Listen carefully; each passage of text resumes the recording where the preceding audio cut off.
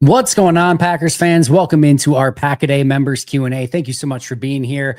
Always appreciate it. If you are here after the fact and not a Pack-A-Day podcast YouTube member, what are you waiting for? Make sure you get signed up. I do open it up to everyone afterwards, but make sure you get signed up so you can join live, ask the questions, and be here with everyone else. I was reading some of these earlier. John said, thanks for doing these, Andy. The members Q&A is one of my favorite parts of the week. John, I am right there with you.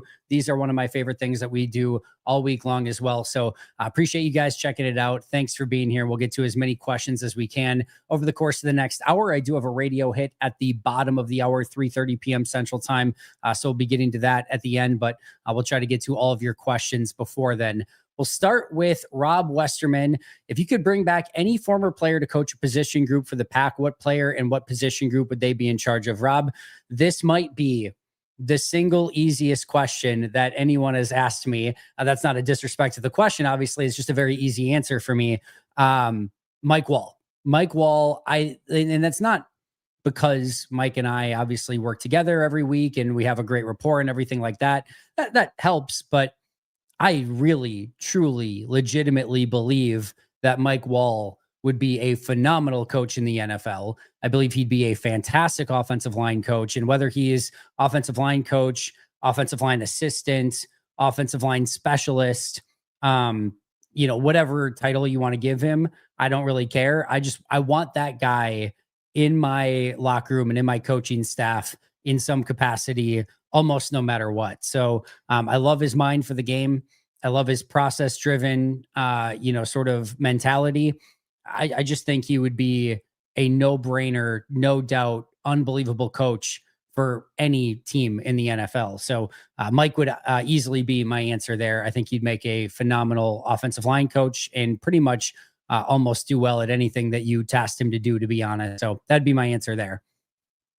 Ian, Andy, do you ultimately think that the issue on defense that we've seen the past two games are repeatable for other teams, or should we trust Hafley to get this fixed going forward? I think he will. I do very much trust Jeff Hafley a lot. And, just remember, whether it's Matt as head coach and his offense, or whether it's Jeff Hafley as the defensive coordinator, Brian Flores in Minnesota, Ben Johnson in Chicago or previously Detroit, Kyle Shanahan in San Francisco, Sean McVay with the Rams. There's no perfect scheme. There's no perfect play calling. There's no perfect design. And it's just always worth remembering that the other side gets paid too. Now, if you are consistently getting your lunch handed to you every single time, like Joe Barry was, like Mo Drayton was, or whatever, there comes a time and a place where, yes, it's time to go in a different direction and see if a change in philosophy, coaching, scheme, etc., can do a better job of getting more out of your players. But from time to time, the other side's going to get the best of you. And it's just a nature of doing business in the NFL thing. I think Jeff Hafley's phenomenal. I think he's an unbelievable defensive coordinator. I think he's one of the best defensive minds in all of football. And I trust him to get some of this stuff figured out. Furthermore, I think Dallas was a bit of an exception. They have had 5 games so far. 4 of them, they've allowed fewer than 20 points, including to Detroit in week 1. Their defense in all but 1 games has been more than up to the task. Now, I know you can point to the second half of Cincinnati and say that wasn't good enough. And for the most part, I would agree. Those are 3 pretty lengthy drives, including 2 fourth down conversions for touchdowns. And on one of those particular fourth down conversions, it's literally just Jamar Chase going Jamar Chase on the play. I'll also give a lot of credit to George Pickens. And I think a quick throwing quarterback with a really good wide receiver on the outside, if you're looking for something that could give Green Bay trouble, that's the sort of combination that you're looking for. I don't think Arizona has it this week. If Marvin Harrison's out there, he could give you a little bit of trouble on the outside, but I don't think you have the combo of the quick throwing quarterback, and you don't certainly have somebody as good as Chase or even George Pickens the way he's been playing so far. Pittsburgh does. The Aaron Rodgers, DK Metcalf combo, Aaron Rodgers is the quickest at getting the ball out in the entire league. And you've got a jump ball guy in DK Metcalf. That's one that I think could be a little bit more of a problem. Don't see it in Carolina. Philly, AJ Brown, right? How quickly does Jalen Hurts get the ball out of his hands? That'll be a question mark there. How much is their offense functioning? That'll be a little bit more interesting, but AJ Brown certainly has given Green Bay trouble in the past. I don't see New York being an issue. Justin Jefferson is, who's the quarterback? Is it McCarthy? I don't necessarily trust him to get the ball out of his hands quick enough. That doesn't concern me quite as much. Detroit, we've already seen. I'm not super afraid of the DJ Moore or Roma Dunze or Luther Burden combo with Caleb Williams. Again, Caleb, not exactly one that's getting the ball out of his hands quickly. Bo Nix to Cortland Sutton maybe could give Green Bay a little bit of trouble.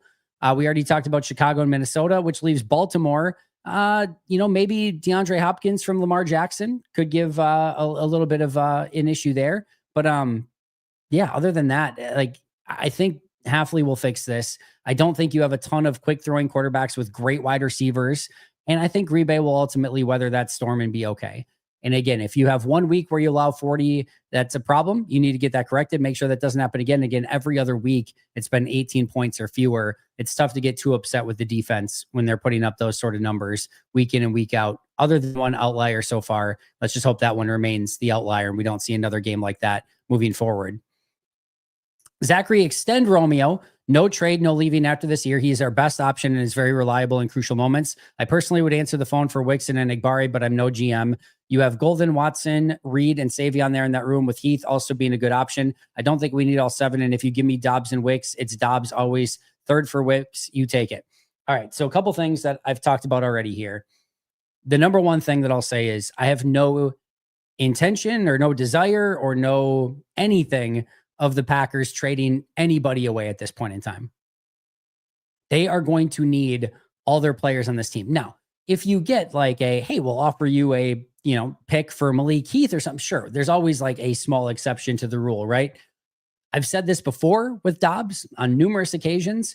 I've said this when there was talk of trading Rasheed Walker. Can you imagine the offensive line issues? If Walker was missing for some of these games, you would have been in really desperate measures for offensive line depth in a couple of these games. I have no desire to trade away players on this team. None. Absolutely zip, zero, zilch. You are going to need all of your depth. If you are planning from now until February to make a run at a Super Bowl, you are going to need all of these guys. Every single one. So I have zero interest in trading anybody away. If you want to acquire a player, you have picks to do that. And then in the offseason, if you want to make some changes, trade some players away to recoup some picks or things like that, that's when you make those decisions to potentially trade players away. I have no interest. If it were something where it was a player that maybe fell out of favor a little bit, or you were maybe trading from a weakness, an area of strength for an area of weakness, something like that, could I consider it? Sure. But for the most part right now, if I'm trading for something, I'm looking to trade picks, not players. And I'm certainly not looking to just get draft picks in return for players at this point in time. I want to go out and I want to make sure that I have all the depth that I can. And I want to make sure that I have the players that are needed to go out and survive an excruciatingly long season and make sure that you have the depth that you need all year long. So no interest in trading anybody away. From a Dobbs standpoint, what I will say is the same thing that I said. I went in pretty great detail on an episode. I think it was last week that I did this. Maybe it was the week before. I want to see Romeo Dobbs go out and see what he can do the remainder of this year. And I also want to see what the rest of these receivers do. Does Golden take even another jump? Does Savion Williams get better? How does Christian Watson look coming back from injury? How does Jaden Reed look coming back from injury? How does Wicks look the remainder of the season? There's so much influx for this wide receiver room that I don't feel right now the need to go and give Romeo Dobbs a huge contract extension. If I get to the offseason and he's a priority, then I'm going to make him a priority at that time. And if that means I have to pay him a little bit more in the offseason than I would have right now, I'm willing to do that because I want to see how this plays out first. If you're looking at Dobbs' numbers, he's on pace with what he's been basically at for his entire career, other than touchdowns, which we know those can be a little bit fickle and dry up over time. We'll see if they do or not. Maybe they don't, which would be great. But I want to see what this wide receiver room looks like, especially once Watson and Reed comes back. And I don't feel the necessity, I should say, to go out and do something big for Romeo right now. That doesn't mean trade him away. I have no interest in doing that either. Like I said, I don't want to see Wicks traded away either. Now, a 3rd round pick for Wicks, if that's the final question here, yeah, that's going to be one that I would have to discuss. But And I think that would probably be pretty close to a no-brainer if I'm being honest. I think a top 100 pick for Wicks is probably something you just do. But if I'm Brian Gutekunst, I'm not taking that as a third round pick for Wicks. I'm then taking that third round pick and I'm immediately going shopping. I just got a third round pick for Dontavian Wicks. I'm not losing that player to gain nothing this year. We're still in an effort to win a Super Bowl. I'm immediately trying to flip that thing and see, all right, now what can I get for that third round pick? Because we just got gifted a third round pick for Wicks, but I want to go out then and use that, maybe a corner, maybe a defensive tackle, maybe another offensive lineman to continue to build this roster. But that nobody's going to offer a third for Wicks right now either. So it's probably a non-starter for that conversation anyway. John, we went through that. Thank you again. Jason, Andy, is there a version of a Preston Smith on this year's roster, someone that doesn't quite fit and could be moved at the deadline to provide someone with more snaps and more opportunities? I don't think so. Nothing really comes to mind here, if I'm being honest. Nothing defensively. If everyone was healthy, like Justice and I talked about on today's show, could an Enagbare trade make some sense? So think about it this way. Micah's getting a ton of snaps. Rashawn and LVN, if they were, if LVN was healthy, are getting a ton of snaps. And then, imagine if Brenton Cox, Barron Sorrell, and Colin Oliver were all healthy. And then you still had Enagbare and some team came calling and was willing to give you something decent for Enagbare, who's in the final year of his deal. That would be one where I'd be like, okay, we can probably make something work there. But with Brenton Cox being out right now, with LVN being banged up right now, I don't think you want to go. And Colin Oliver not looking like he's going to return anytime soon. I just think there's too much uncertainty there. And I don't think you want to get to a spot where it's right now you're looking at, it would be what, Parsons, Gary, Barron Sorrell would move into that number 3 spot with LVN being out right now. And then you probably have to call up Aaron Mosby as your 4. Again, it just doesn't make any sense, right? So if there was something like that, I could see it. I just don't think there's anything like that.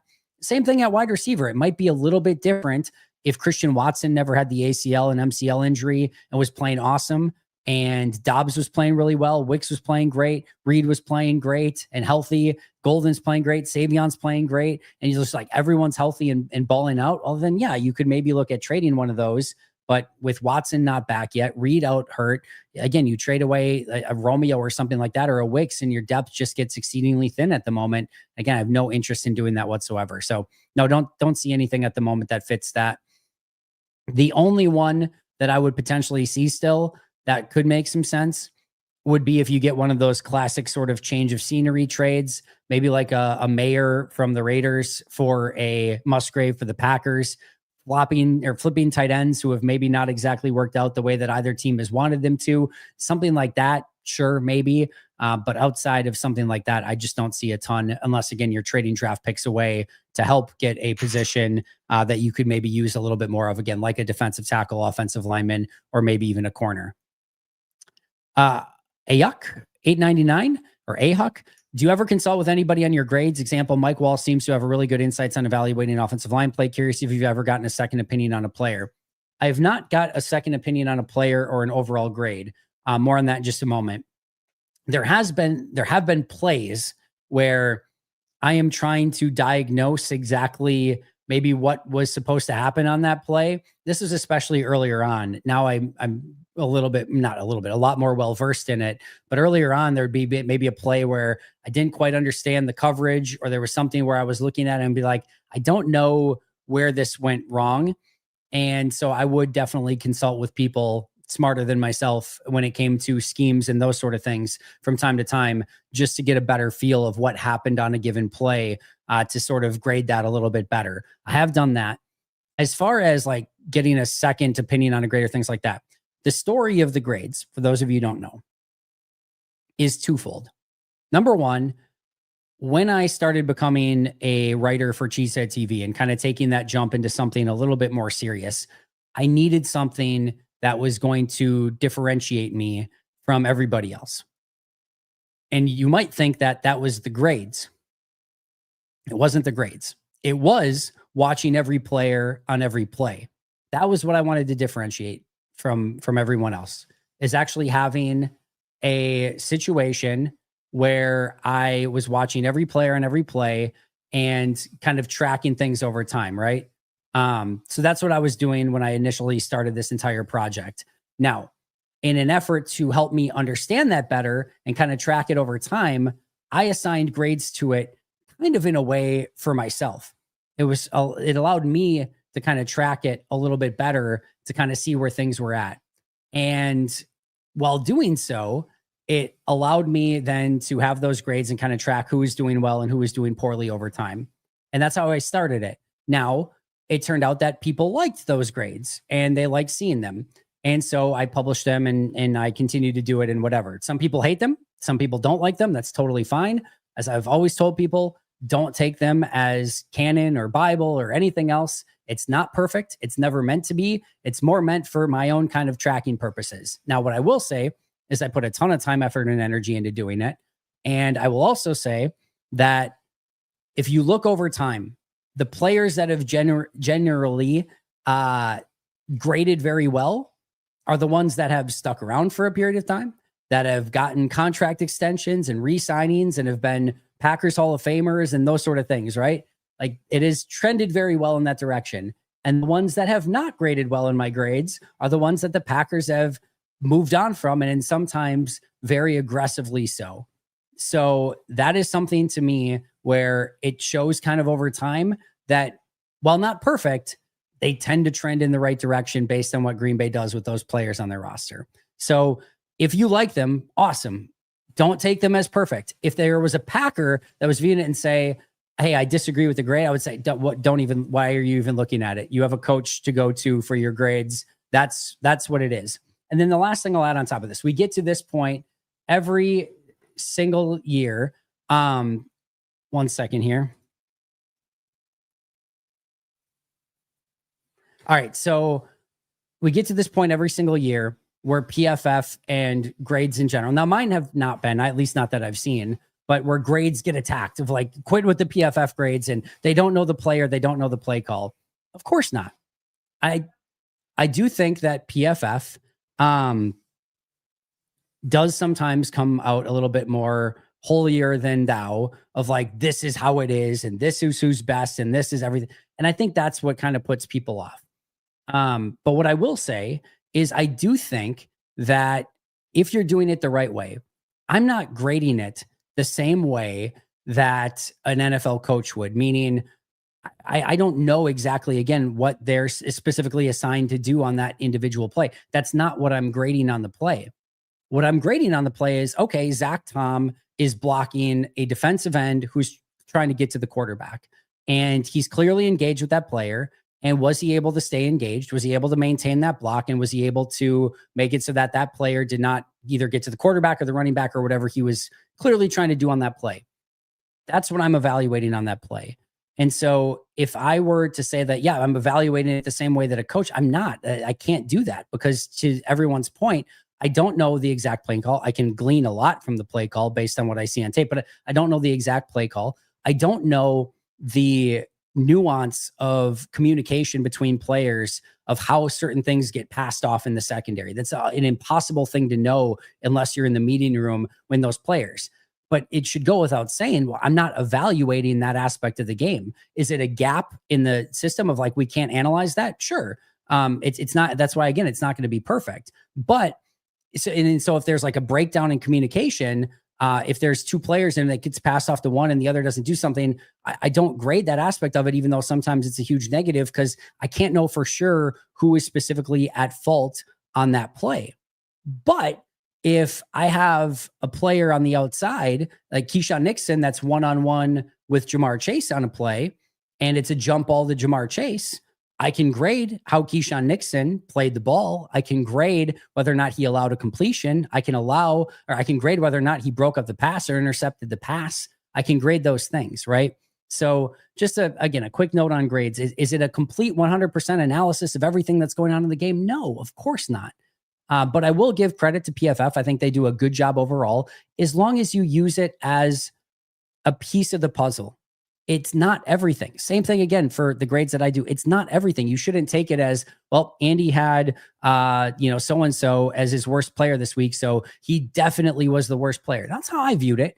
If you agree, great. If you disagree and you go out and watch it and you think like, yeah, I don't agree with that, that's fine too. It's sort of meant to, again, be for tracking purposes over time. it usually works out again well over time if you look at who they sign and re-sign and things like that. But it's never going to be perfect. It's something I enjoy doing. And again, I would always just urge, use it for what value you can take in it. And if you don't see value in it, that's okay. It's totally fine. My prerogative in doing it is so that I can speak educatedly about all the players that I'm seeing, because I am going into great detail and watching them on tape every single time. It's not necessarily for that number grade. The number grade doesn't even matter a whole heck of a lot to me, if I'm being honest. And I think, again, where maybe it comes off a little bit disingenuous from PFF is that it does feel like they're, maybe presenting it as like, this is the way that it is from time to time. And I don't think anybody should ever, regardless of how foolproof their grading system is, should kind of act like it that way. You do have to always take it with a grain of salt. All right, enough about that.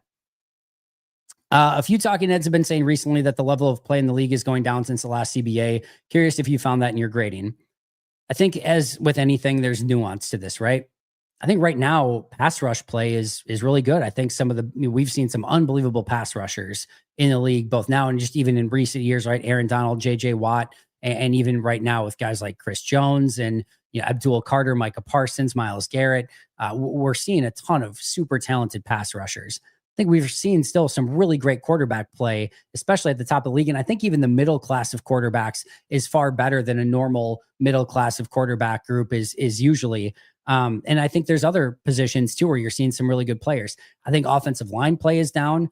I think trying to find 32 quarterbacks who are good enough every year is a big challenge. I think I think tackling is always something that continues to get a little bit, just be an issue at times because there's less time spent on it. I think all of those things go into it. So, well, I think some things can, continue to get better and continue to evolve, and athleticism continues to get a little bit better as well. I think on the flip side, I just don't think there's maybe quite as much technique work and things like that get done quite as much. And I think you see some of those lapses. So some things are better, some things are worse. I'm sure things will continue to evolve over time, and other things will get worse and other things will get better. And we'll kind of talk about it. But I do think that the overall brand of football can be a little bit worse because of the lack of, just practice time in pads and just the huge desire from everybody, rightfully so, to try to avoid injuries, because if you get the wrong injuries, it's just catastrophic to your season. It's just a really tough balancing act to try to kind of figure out. So I do think it's a little bit worse of a product overall, but it's still massively entertaining, and we still get to see really fun football every single week. So I don't think it's anything, again, catastrophic at this point in time. Andy, I just got married. Now I'm back home after the honeymoon, back to waking up and watching the channel. What are your thoughts on the corners? Has Nate Hobbs met expectations, Carrington Valentine, etc.? Joey, first of all, congratulations. Second of all, if you are waking up on your honeymoon and not starting the day with you and your significant other with Pack-A-Day, I don't know if it's going to last, my friend. I mean, that's the way to a fruitful, happy marriage, is just, waking up every morning, grabbing your cup of coffee, a Luigi's pizza, and, listening to Pack-A-Day every morning. So I don't know why you were missing it. I mean, that seems like a major mistake, especially on your honeymoon. It seems like it would kind of be the peak of the honeymoon. But I do appreciate you coming back and rejoining. And, now you've got the rest of your life together to enjoy Pack-A-Day together as well. So congratulations, though, Joey. That's awesome. As far as corners go, I would say no. I think it's one of the weaknesses of the team right now, because I know some of the expectations certainly going into the season. I don't know. For the most part, I think it's been fine. I think George Pickens and Jamar Chase rightfully gave them a lot of problems. I'm monitoring it is where I'd put it right now. I'm somewhere in between. I don't think it's quite as bad as maybe the fan base thinks it is. I don't think it's certainly not one of the strengths of the team, and is probably, in my opinion, one of the, if not weaknesses, certainly right around there, or certainly one that I have some level of concern at. But we'll see how these corners can play. I do think Keyshawn is playing pretty good football overall. I think he's been in some really difficult situations against some good wide receivers, especially this past week. But I do think the corners have some ability to play better. And I think that Dallas game was really rough for the cornerback group overall. Yes, and last week was much better from a penalty standpoint for sure. Although, as Justice pointed out, the referee this week is one of the players who has the most penalties of any referee in the league. So keep that in mind as well. Is conditioning actually a concern in early October? They're going to get in football shape as the season goes along. Just be smart about rotations right now to avoid injury, right? I think there's a half a dozen to one, six to the other on this. At any point in the season, outside of maybe week one, if conditioning is a concern, especially as you're into like the second month of the season, yeah, that's a little bit alarming to me, if I'm being honest. Like, this is your job, right? And yes, I do think as time goes on, you get into a little bit better football shape, and I don't expect it to be an issue come December, January, February. I would also like it to not be an issue in October. I do think, to your point, you want to make sure that as the season goes on, you're getting in better football shape and that there is sort of an evolution there. I also think that you do want to be smart with rotations and not get injuries and things like that. But I also need players to be ready to go come fourth quarter, game on the line, regardless of how many snaps you've played up until that point. You got to dig deep and find a way to get those big plays. So this all goes back to a little bit too. You get some of those turnovers, get off the field quicker, maybe not as on the field for as many snaps of defense. That can help as well. But yeah, it's noteworthy and I think a little concerning, but also I do expect it to get better, certainly as the season goes along. Max, Andy, any concerns for Christian Watson on the playing surfaces the next two games? I'm especially worried about Hines being his first game back. I'm not as concerned this week in Arizona. I do have concerns if that Steelers turf does not get any better. It's been a really big issue the last, or at least the last game that they were there. We'll have to see. I know there was a lot of complaints on it. Hopefully it's better by the time Green Bay gets there. It's also one of those things of like, what are you supposed to do? Now you have a player coming back from an ACL, MCL in one of his first games back. You can definitely maybe take it a little bit easier with him, but do you not play Micah Parsons? Do you not play Jordan Love? At some point, you still got to go out and play the game. So I'm hopeful that that field will hopefully be in better shape, come Packers, Steelers. It's a huge game, Sunday Night Football. There's already a ton of complaints to the league about the field. I don't think on a Sunday Night Football game that's going to have all eyes on it because of Rodgers versus the Packers that you want a crappy field situation. Hopefully it isn't, but if it is, I do think you at least have to be a little smart about it. And maybe Christian is inactive for that game, even if he's active for the game against Arizona. Do you think the Packers should trade for another corner? Personally, if I'm GM of the team, I would be in the market. Yes. Do I think Green Bay is? Not at the top of the depth chart, if anything like that. Like, I could see them picking up a player that's like a fringe starter that could potentially be a backup, but is also available if you need him. The issue here is that we kind of talked about this in the offseason with Rasul Douglas. I don't think the group of Hobbs, Nixon, Bullard, and Valentine are going anywhere at the top of this defensive depth chart. I just don't. I think they're going to stay there. Even if you acquired a solid corner, I think those are still your primary players. Would I like a little bit more depth after that? So it's not, Bo Melton and Kamal Haddon. Yes. But you also need that depth to be able to play special teams as well. A lot of corners that you're bringing in that can play corner maybe aren't going to be as involved in special teams. Sort of a weird position to be in. My guess is they kind of continue with the guys that they have. But if they were to suffer an injury to somebody, I think Goody would get a lot more involved because you need somebody that can go in and maybe play in that instance. But for now, I don't necessarily expect it. But again, if I were GM, I'd probably be a bit more aggressive trying to upgrade that cornerback room just a little bit. I just want somebody that if you do get AJ Brown, Jamar Chase, Justin Jefferson, and to be fair, you're probably not getting Jefferson or Jamar Chase in the playoffs, right? But there's still going to be good receivers out there, including, potentially AJ Brown, Amon-Ra St. Brown, Devontae Smith, Tampa's group of wide receivers, Devontae Adams and Puka Nacua with the Rams. Like, you're going to see good receivers, right? I would just like somebody that has a little bit better of a chance to maybe shut one of those guys down and feel like they can hang a little bit more than maybe what it's been over the course of the last, couple weeks, especially against some of the better receivers. Andy, do you agree with Nagler or Mike about the play of Sean Ryan? How would you structure the O-line based on the play so far this year? This is another one where I'm a little bit in between. I think I'm a little bit more with Mike. I think Sean Ryan's a good player. I think he's been a little bit underrated, and I think he's one of the better people movers on the offensive line, and I kind of just like him at right guard. That being said, I don't think any of the offensive linemen, I haven't finished totally grading this week yet, but I don't think any of the offensive linemen outside of Zach Tom have played good football yet. So in an effort to figure out the right mixing and matching of those offensive linemen, if you want to rotate Sean Ryan, I can't defend it in any major way or like go against it in any major way and be like, but Sean Ryan's playing so great. No, he hasn't had a great start to the season either.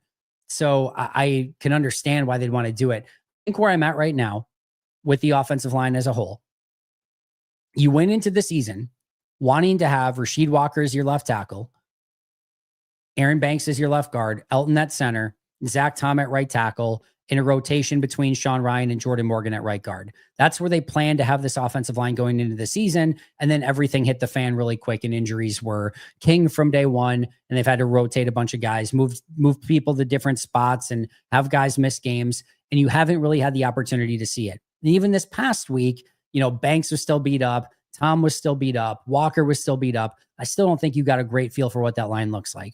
And I do think you want to get into an area of hopefully this line being a bit more consistent. So I right now like the idea of, hey, let's go what we thought was best. Let's see how that plays out. Let's get some consistency. Let's keep Walker at left tackle and Banks at left guard and Jenkins at center, Tom at right tackle, and then rotate the Sean Ryan, Jordan Morgan at right guard and keep them in those spots as well. Gather some consistency and then adjust down the road if need be. I like that idea. I'm cool with it right now. And I also think that if Sean Ryan would have been outperforming Jordan Morgan in that game last week, I think Sean Ryan would have been the one that got more snaps. I think they're going to let that play out and say, who's got the hot hand, who's performing better. I did think it was Jordan Morgan last week, and I think that's why he stayed in the game more. I think it's kind of as simple as that. So right now I'm cool with what they're doing, and hopefully we see consistent and continued improvement through the remainder of the year. Do you think Golden's kickoff fair catch when none from the kicking team was within 3 seconds of him was coach training or nerves issue? Seems like we could have started better on field position. To be fair, there was a holding on that play anyway. It wouldn't have mattered all that much, but I said in camp, I didn't think Golden always looked like he was super confident back as a punt returner. Now, some of that just comes with experience and reps, but he's had a few of those now, and it still doesn't feel like he has a great feel for kind of the decision-making back there. Hasn't put the ball on the ground, I mean, from a fumble or muff standpoint, but he's been letting it hit the ground a lot and not always making the best decision back in his own end zone. I agree with Justice when we talked about it today. I don't think we know for sure yet if it's a punt from deep in the opposing team's own territory and Golden gets to sit at the 40-yard line ready for a punt. I think you could still see Golden in that scenario. But I think if it's the other way around where you're returning from inside your own 20, I think you might continue to see Romeo Doubs back there just for kind of the decision-making and making sure that you're doing the right thing with the ball in that scenario. I think we could still see a little bit of a rotation there depending on what the scenario is. What do you think? What do teams think we might be selling? Why do teams think we might be selling? We're second in the NFC right now. Why would we be getting rid of players? Yeah, so I think sometimes this stuff gets overblown, right? If you're a team and you are in need of a player, you go shopping. You call all over the league. You never really know who's available until you make the phone call, right? Hey, Green Bay, are any of your receivers available? How about Wicks? How about Dobbs? No. All right. Well, thanks anyway. I'll talk to you later. And then it gets reported maybe that, the Packers have received phone calls about Dontavian Wicks and Romeo Dobbs. All right. Yeah, technically, sure. But it was a quick conversation. Green Bay wasn't interested. The team was just doing its due diligence. And even if they got to the point where, team calls and says, hey, want Romeo Dobbs? And Green Bay says, all right, well, what are you offering? And the team says, we'll give you a 6th-round pick. And Green Bay says, all right, see you later. Right? Like, if now all of a sudden the team's like, yeah, we'll give you a 2nd. All right, let me get back to you. Then it maybe becomes a little bit more of a thing, right? So calling and saying like, hey, who's available is not anything. It's something, I guess, but this stuff happens all the time where GMs are constantly calling other GMs and just kind of, shooting the breeze and seeing, hey, what's available, what's not available.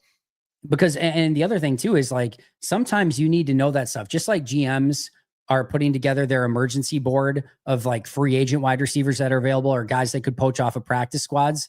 They also kind of want a list of like, hey, if this week, Nixon and Hobbs both go down with season-ending injuries. All right, well, we've had some conversations already about certain corners who could be available. Here's who's available on the practice squad list. Here's who's available in street free agency.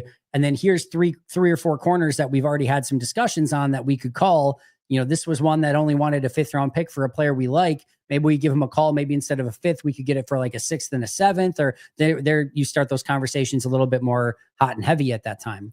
But again, I think most of this is much ado about nothing, and is just kind of general conversation around the league, if I'm being honest. Love it. Mike's the man. Yes, he is. Appreciate you. Also, could the Packers be interested in trading for Slayton? I know we let him walk, but this was before getting rid of Clark, and we could really use a defensive tackle. My guess is Slayton would not be on their initial list of players that they would want to call. I do think there could be some interest in a defensive tackle, although I do think Brinson looked good this past week. And if you get Wyatt back, Wyatt, Brooks, Wooden and Brinson maybe being your 4 doesn't look so bad, but I still would like one more defensive tackle, one more body on that list, and maybe releasing Stackhouse, trying to get him back on the practice squad. It's probably the direction I would go in, but it's possible Green Bay lets this play out a little bit longer and sees maybe where teams are at right along the trade deadline. Do you think Zach Taylor is a good coach, or did he just get lucky and get Burrow, Chase Higgins, and Hendrickson?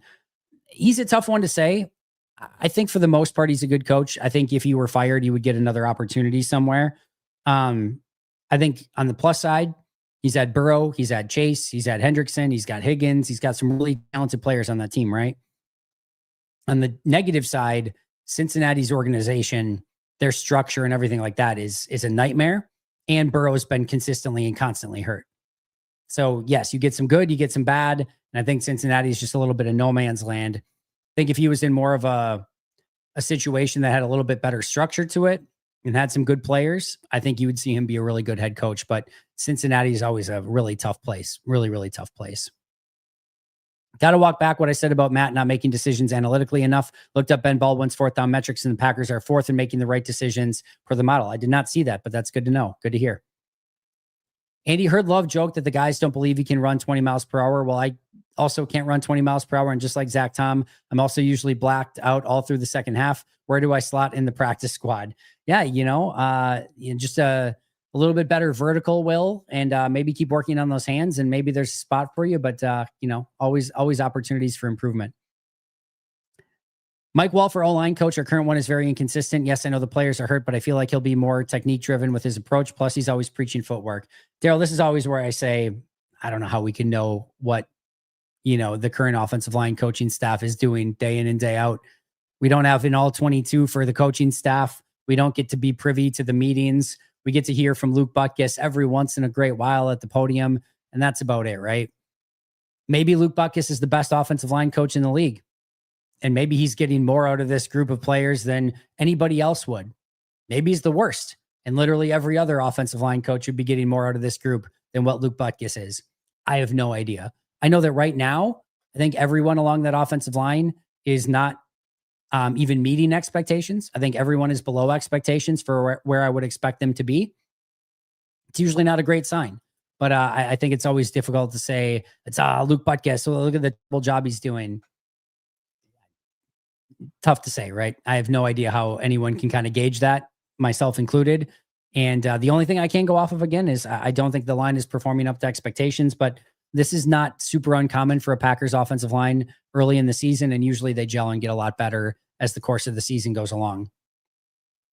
I think we see a Tucker Kraft extension in the offseason, Richard. I think pretty early on in the offseason would be my guess. Christian, thank you so much for the super chat. Really appreciate that, my friend. Dobbs plus a 2nd round pick for the Titans, Jeffrey Simmons. Yeah, I don't think that would be the case. And again, I have no interest. Like, there's no reason to put Dobbs in that deal. The Titans aren't doing anything this year. Dobbs is a free agent at the end of the year. He does nothing for Tennessee, right? He does absolutely nothing for Tennessee. They're not trying to win right now. If anything, he just hurts their draft positioning. So Dobbs makes 0 sense for the Titans. Dobbs makes 0 sense to get rid of for Green Bay. I also don't want to put a 2nd round pick in for Jeffrey Simmons, if I'm being honest.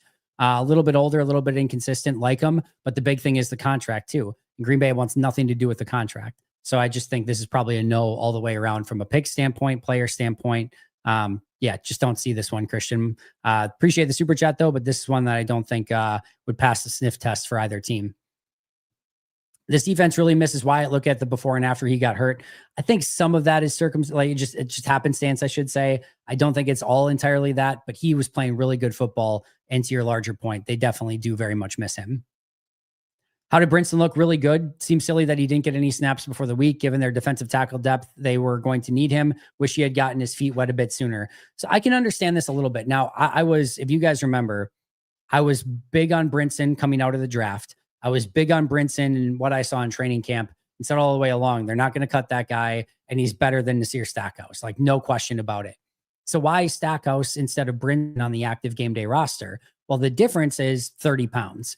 Brinson's a 3 technique, and Stackhouse is going to be more your sort of nose tackle, 330-pound guy, right?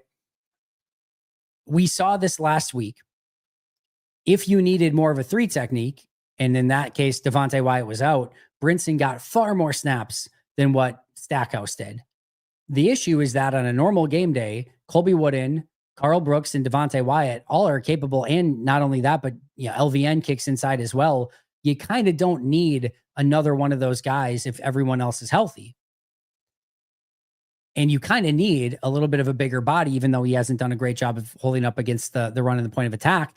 But you kind of needed the bigger body in Stackhouse. Stackhouse wasn't taking reps from Wooden or Brooks or Wyatt. He was kind of playing in some obvious rundowns, like 8 or 9 snaps per game. And what you saw this past week is when Wyatt was down, Brinson played a lot more than Stackhouse, and Stackhouse was still in his normal, 8 to 9 snap per week in some obvious rundown sort of situations, right? So I don't think they're apples to apples here. And I do think, personally, I think 4 defensive tackles is a little bit too few to go into on game days, but it's a tough proposition because those defensive tackles are not playing special teams, and you need as many special teams guys as you can get as well. So those are where those decisions always get very, very difficult. We'll get someone at the trade deadline. If so, what position? I mean, the answer is probably no, right? He's made one huge trade already. And, the more likely scenarios that they don't get somebody at the deadline. Deadline is a seller's market more than a buyer's market. And Goody's not one that's going to overpay for a player ever, basically. So I think that the better bet is probably no. If it is, I do think an injury could be the reason why he would do something. There was an injury over the next couple of weeks before the deadline, especially if it was one that was going to be a season-ending one, something like that. Hopefully that doesn't happen, but I could see that being one where he maybe has to make a move. And then other than that, maybe again, defensive tackle, corner, offensive line. I think those would be ones where you could maybe get a little bit more depth, but possible, sir. I would say maybe 1 in 3 chance that he makes a deal at the deadline, like a 33% chance overall. How many snaps would you give Marshawn Lloyd when he is fully healthy? Assuming he is who I think he is, meaning really, I think he's going to be a really good back. I would probably say somewhere around like 10 right now, somewhere in that range. I don't think you need to use him a ton. I think about 10 snaps with about 4 to 6 touches is probably about right. I mean, Jacobs is still going to be the guy. Brooks is still going to do your third down stuff in all likelihood. Still kind of like Emmanuel Wilson, but yeah, I would say somewhere in that range. And if he looks great, then maybe you amp it up a little bit. And if he doesn't, then you probably amp it down, right? Matt is finally taking special teams seriously. Seems like he's finally letting Rich use the players he needs. Hope he doesn't forget its importance. Special teams F-ups probably cost the Packers 2 Super Bowls in the past decade. Not sure if I'm going to go quite to 2 Super Bowls, but it certainly has cost them in multiple playoff games. I'm still not entirely sold that special teams is still that high of a priority, but it's been prioritized a little bit more. And if nothing else, that's a start. Hopefully it continues to improve. What do you think is Valentine's ceiling as a Packer? I think we're probably seeing it. I think he's a good cover player, doesn't tackle incredibly well, plays with great energy and passion, plays the right way, forgets about mistakes when he makes them, is going to be maybe prone to a mistake here and there. I think this kind of is who he is. I like Valentine a lot. I really, really do. But I think you just get some inconsistency there. I think there's a reason why he kind of finds himself on the outside looking in sometimes, whether it was last year behind Stokes to begin the year or this year behind Hobbs and Nixon and Bullard. I just think they want a little bit better tackling, a little bit better consistency. If he gets that, then yeah, I think he can be a really good starter in this league. I just think a little bit more consistency would go a long way with Carrington Valentine. Who has been getting more fat? It's Fitzpatrick or Musgrave. Not sure what you mean there, Frosty. Oh, snaps. That's totally different. Who's been getting more snaps? Musgrave, but not by a ton. Big time game, former Packer out to beat his old team. Must see football. It's the Josiah DeGuara revenge game. I see what you did there, John. See what you did there. I think Bullard is the most aggressive player in our defense. What do you think, Frosty? I think I agree. Micah Parsons pretty damn aggressive though too. It would be one of those two. I love the way that Javon Bullard plays. Absolutely love it. He's one of my favorite players to watch, if I'm being honest. Deficiency in man-to-man coverage in the slot. Yeah, absolutely. You got to be careful with that. Everything else he does, I absolutely love. Looking back, are there any players you think we should have kept, like TJ Slayton or Corey Linsley? I mean, ever? Yeah, sure. I mean, but not Slayton. That's not one that's on my radar. I love Linsley. I think with the injuries that he got right after he left Green Bay, that was probably the right move. You could certainly make an argument for Devontae and I know that they kind of tried, but I don't think maybe they tried aggressively enough. That would be one that you could make some probably argument for. I'd have to go through and think. Lawrence Guy was one of their big misses. Of course, Casey Hayward, Micah Hyde are two players they should have hung on to. But I think for the most part, Green Bay does a pretty good job of deciding when to move on. And when they do it, it usually doesn't come back to haunt them too much. But there have been a couple here and there that I'm sure they would have liked to have back. All right. Looks like we exhausted the questions in chat. I'll give it a couple more seconds. Looking forward to the game this week. Sounds like Jacoby Brissett might end up being the starter per some of the NFL insiders and him more working with the practice squad today. You never know. Sometimes there's some subterfuge there and maybe it does end up being Kyler Murray. But either way, Green Bay needs to go into Arizona, pick up this win, play some of their, hopefully some more consistent football and, maybe get a win that Packers fans will be a little bit more excited about this upcoming week. But I'll take a win no matter what. I don't care if it's Lucas Haversick field goal at the last second to win it. I'll take it. Just come up with that W, especially on the road where they have not found a way to pick up a win yet. All right, friends, appreciate you greatly. Thank you so much for being here. Happy hour tomorrow, 3 p.m. Central Time. I will see you guys there. We still got a lot coming out this week. So Mike Walsh should still have an episode coming out previewing the game. We're going to have Carmen Vitale tomorrow. Warren Sharp coming on Saturday. Looking forward to talking to him again. Grades video will be up this week. Still have to get that fully done. Sorry, I'm a little bit behind on that this week. Going to the Brewer game definitely set me back. And then, we've got pregame on Sunday, live pre and post game Sunday as well. So lots to look forward to. I'll see you all very, very soon. Thank you so much for being members. Until next time. And as always, go Pack Go.